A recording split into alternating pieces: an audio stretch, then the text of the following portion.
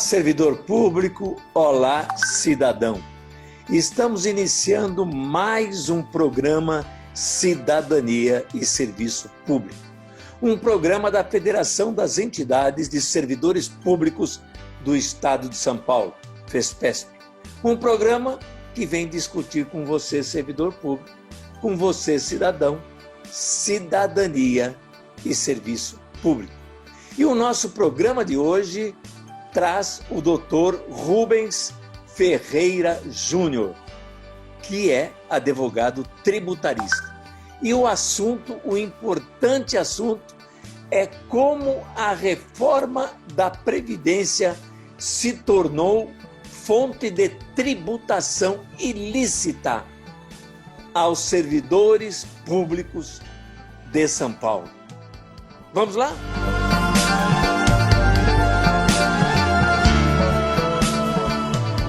Estamos conversando neste programa de hoje com o Dr. Rubens Ferreira Júnior e nós vamos falar sobre uma coisa que interessa muito ao servidor público, que é a questão da previdência do servidor público. Os servidores já tiveram um problema seríssimo com a reforma da Previdência lá no federal. E o que piorou é que a reforma da Previdência no estado de São Paulo tirou mais ainda o direito dos servidores aqui no estado de São Paulo. Estou certo, doutor Rubens? Está certíssimo.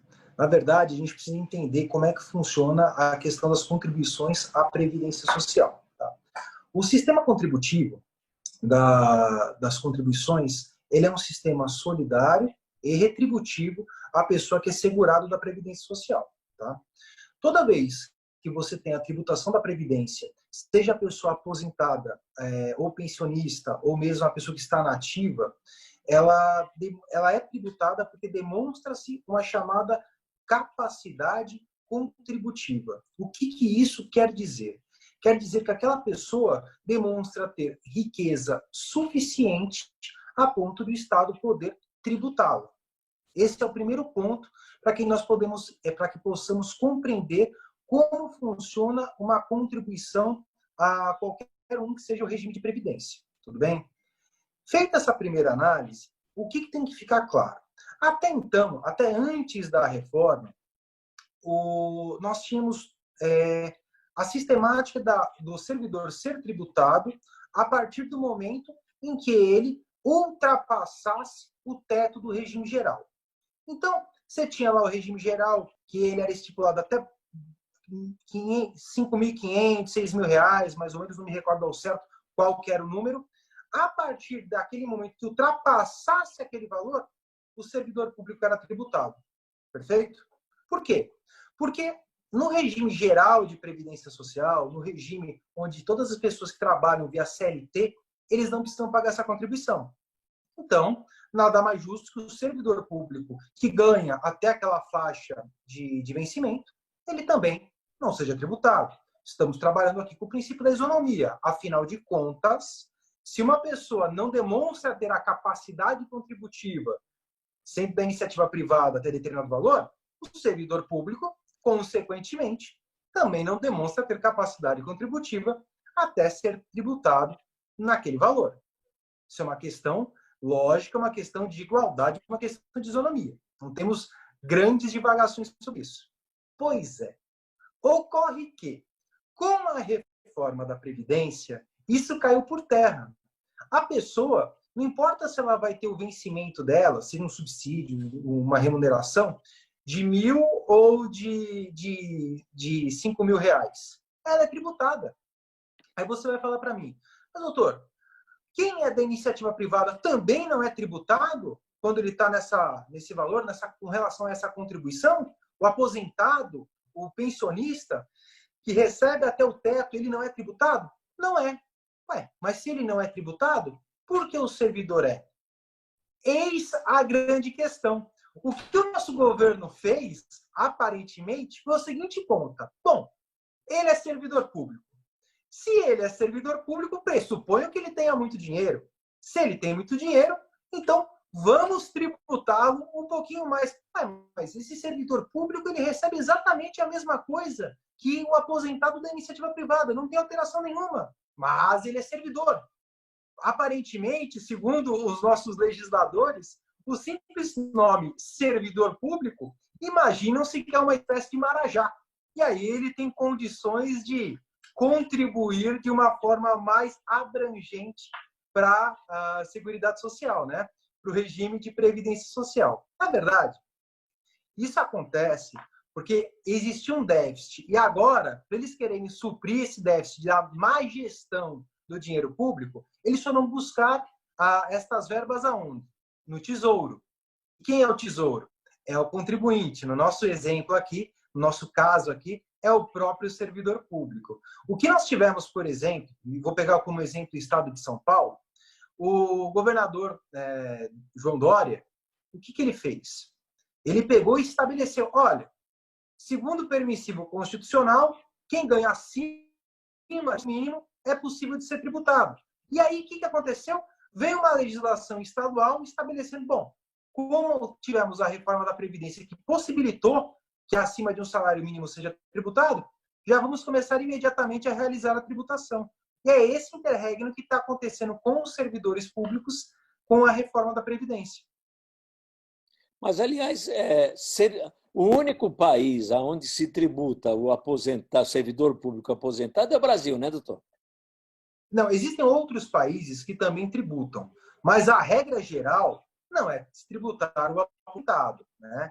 Porque o aposentado, ele trabalhou a vida inteira dele, ele teve toda uma condição laborativa a qual ele foi submetido, mas e aí o que acontece? Aqui no Brasil eles acabam avançando um pouco mais na onde a corda estoura mais, né? Que é justamente o aposentado.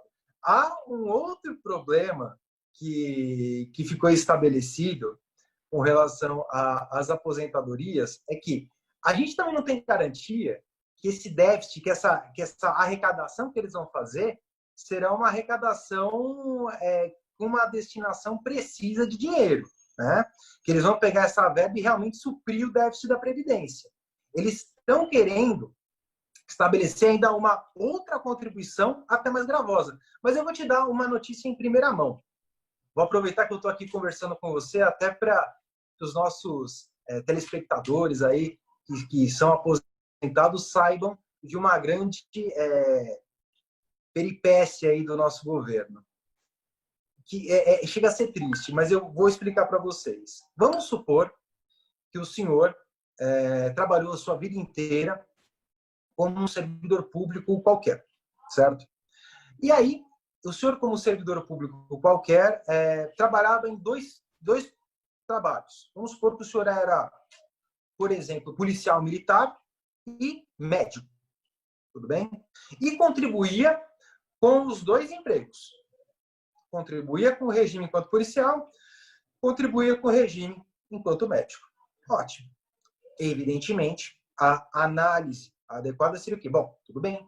Terá, então, direito a 2 aposentadorias, porque, afinal de contas, você contribuiu para as duas, e você vai analisar o teto constitucional, ou seja, aquele limite de ganho do servidor público, analisando individualmente cada uma das aposentadorias, pois, afinal de contas, você contribuiu a vida inteira com esta aposentadoria. Pois bem, recentemente, o Supremo Tribunal Federal, tendo em vista aí esse déficit orçamentário, estabeleceu o quê? Não.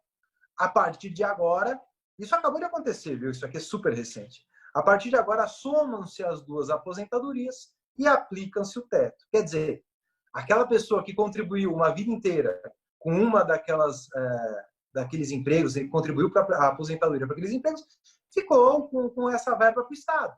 Porque, segundo o entendimento atual do Supremo Tribunal Federal, isso daí seria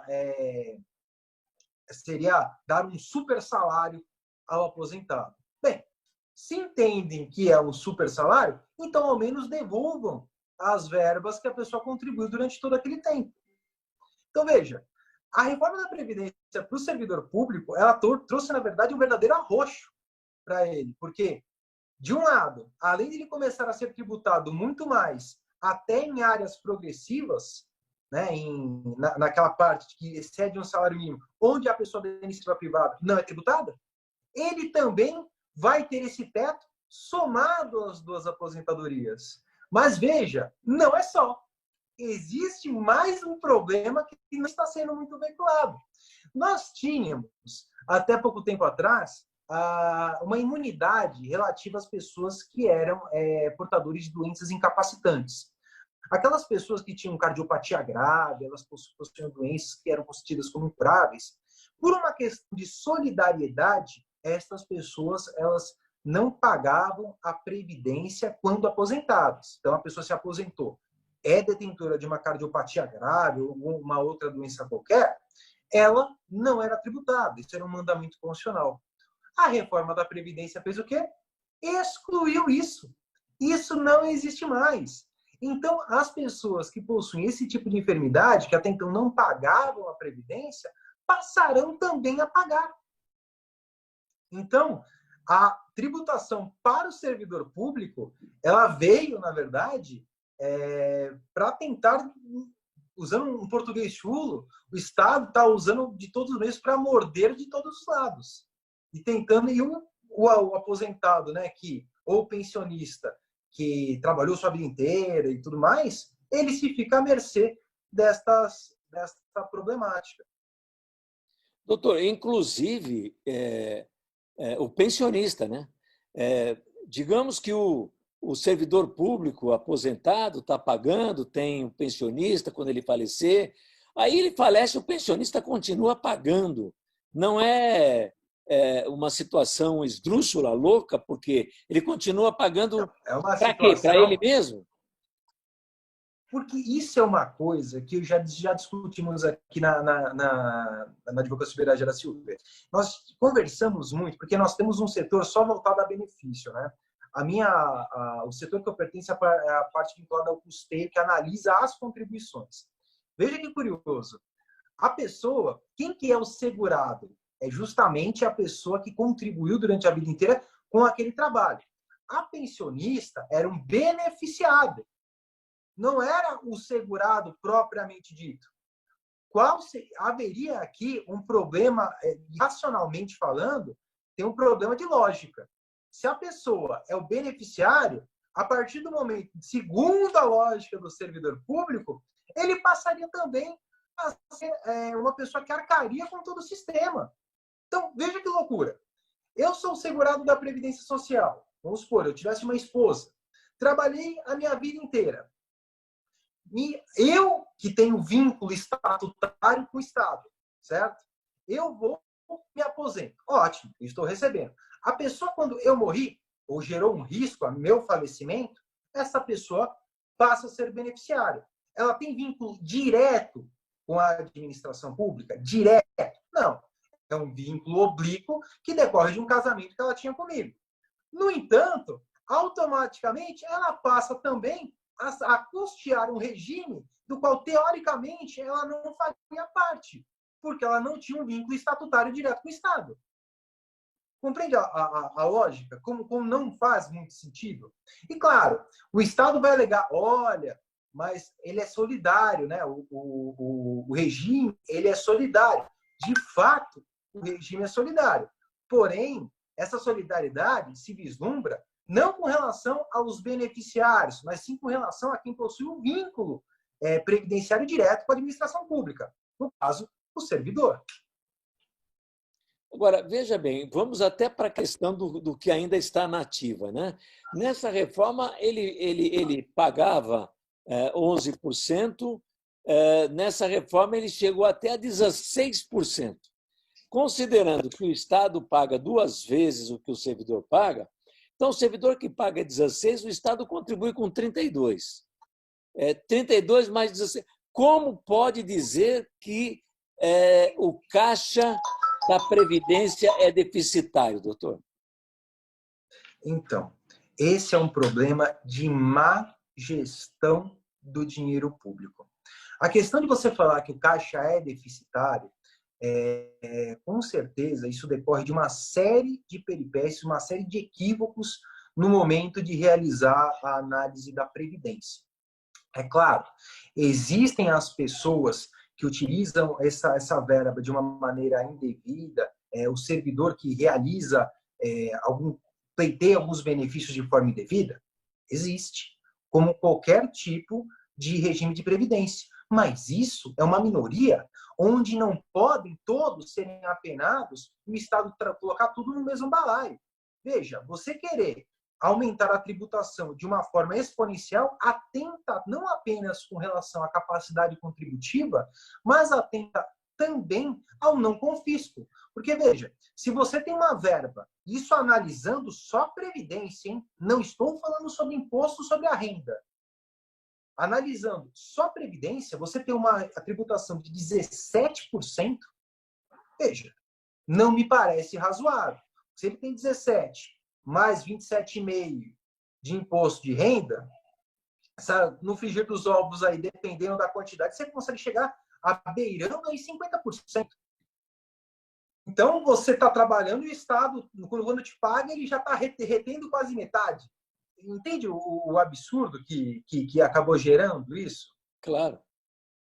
E, além disso, você ainda paga, no servidor aqui no estado de São Paulo, você ainda paga mais 2% do que você ganha para o hospital do servidor, para a sua saúde, porque o governo não auxilia nisso, né? Agora, e outro benefício, você falou até de coisas indevidas que o servidor se utiliza da Previdência, mas não tem. Que outra coisa indevida ele se utilizaria? Não. Aqui nós estamos falando de casos de fraude, né? Quando nós verificamos alguns tipos de fraude. A fraude é mais pela administração, na verdade, do que pelo servidor. Sim, com certeza. Mas é por isso que eu te disse, existe uma minoria que faz uso de forma indevida. Mas aí o que acontece? Os servidores como um todo não podem ser apenados por essa minoria mau caráter que vem com o intuito de querer fraudar o Estado. Não é essa a ideia. Aqui nós queremos não apenar o bom servidor, o servidor que, na verdade, realiza as suas atribuições e está tendo uma tributação cada vez mais gravosa. Veja, ao meu entender, e aqui falo não apenas como advogado, mas também como jurista, não me entra na cabeça o que justificaria um servidor ter uma tributação até o teto do regime geral de previdência social, sendo que as pessoas que são seletistas, trabalham sob o regime geral, né, o regime de CLT, não terem. Quer dizer, é o nome?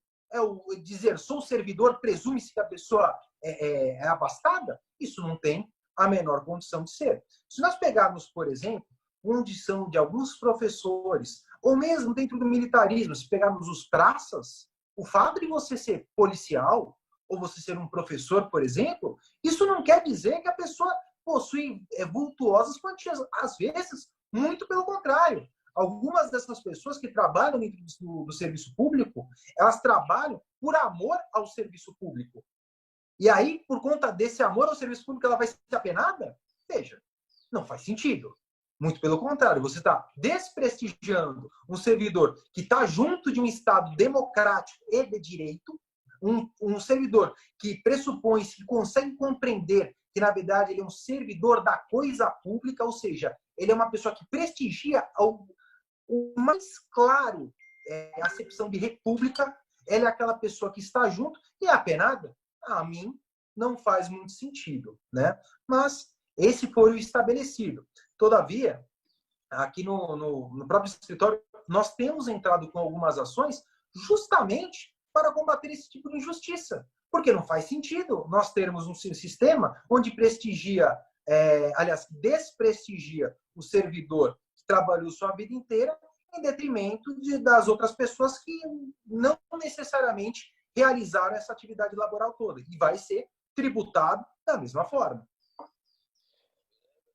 Falando em ações, como é que o judiciário vê a questão? O judiciário tem dado ganho de causas?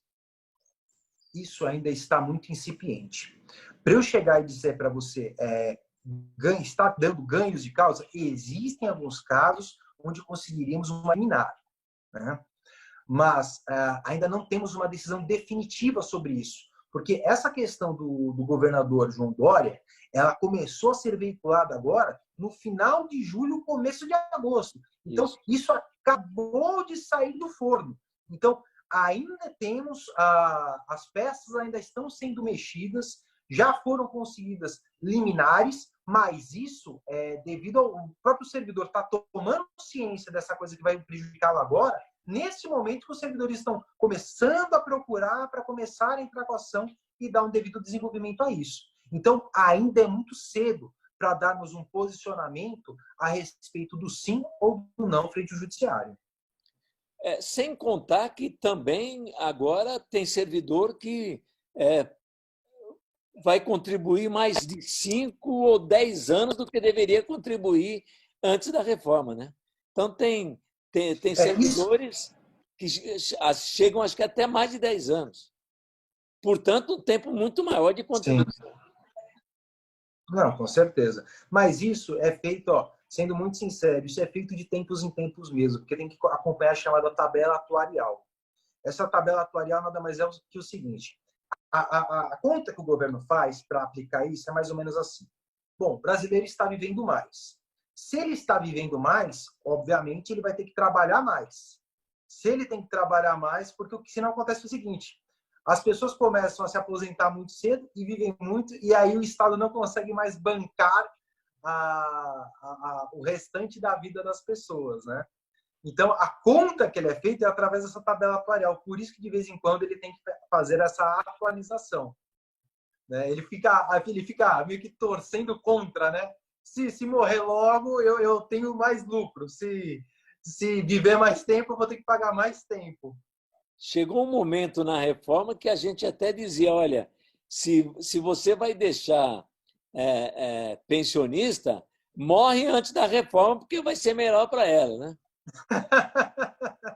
Complicado, né? E agora ainda saem essas matérias todas contra os servidores públicos, absurdamente, separando o servidor público da prestação do serviço público, né? Então, vem aquela história, gasta-se muito mais com servidores da saúde do que com a saúde, como se a saúde pudesse existir sem os servidores, como se não fosse uma coisa só, né, doutor? O servidor da saúde tem que estar lá para que a saúde seja concluída com sucesso. Não? Temos que entender o seguinte, existem 2 pilares para que um Estado funcione. Tá? Existem 2 pontas para que um Estado funcione de forma adequada. De um lado, o cidadão. O cidadão ele tem que ser o cidadão na acepção mais pura do termo, ou seja, é aquela pessoa que participa da vida política do Estado, é aquela pessoa que preocupa-se em gerir a coisa pública em conjunto com o Estado, é aquela pessoa que está efetivamente interessada em gerar um país melhor. E aqui nós temos alguns absurdos e tal, que as pessoas acham que o fato de acontecer a qualquer tipo de infortúnio é culpa do Estado. Não. Nós fazemos parte do Estado e nós estamos todos juntos tentando realizar um país melhor. E da outra banda, nós temos quem? O servidor. Naquele momento, o servidor é o próprio Estado. Então, o servidor é a primeira porta onde o cidadão vai se socorrer para ver solucionado o problema dele onde quer que seja. Então, essa classe tem que ser prestigiada mesmo. Porque, de uma forma ou de outra, sem o servidor, não há de se falar em república.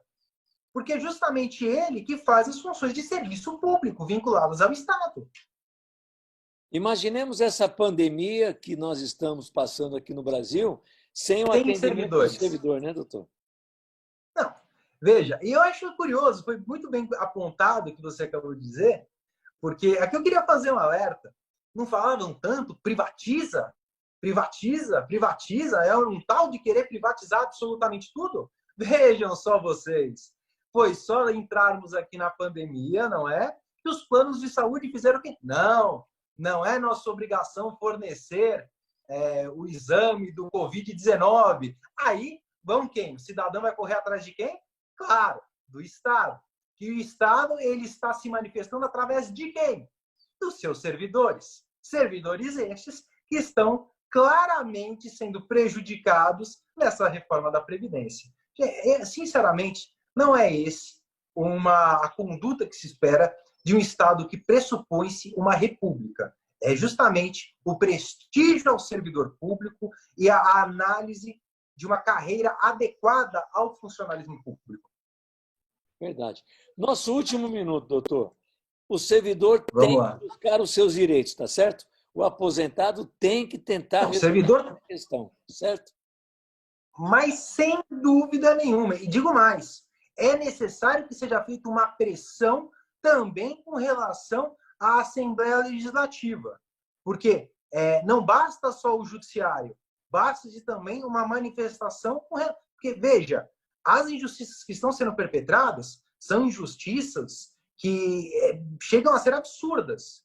Então, o servidor tem que ficar atento, tanto buscando o advogado de sua confiança, quanto com relação a buscar, chegar junto mesmo dos seus deputados para saber como se manifestaram e de que forma que conduziram com relação à reforma da Previdência.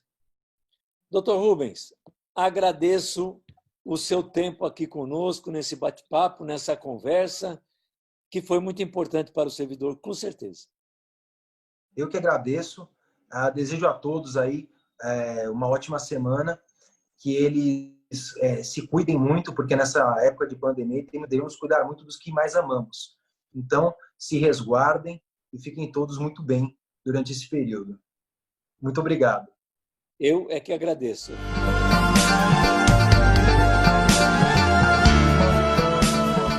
Chegamos ao fim de mais um programa Cidadania e Serviço Público.